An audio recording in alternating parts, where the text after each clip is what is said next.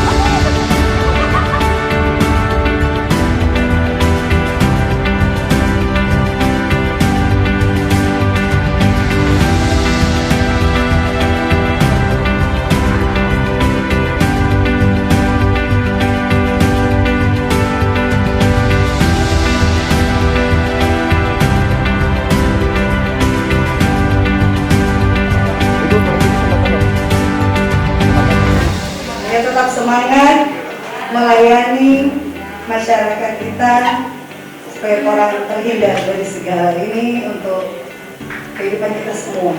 Untuk masyarakat tentunya korban baku panggil untuk divaksin dan mudah-mudahan ke depan akan bisa berjalan dengan lancar.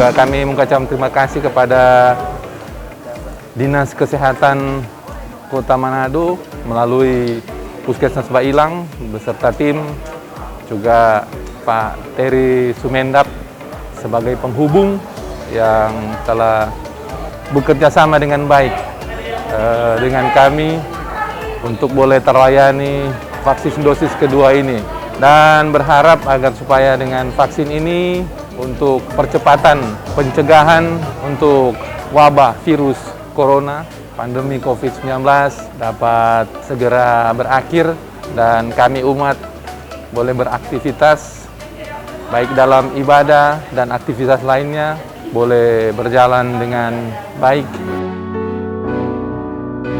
Terima kasih sekali lagi.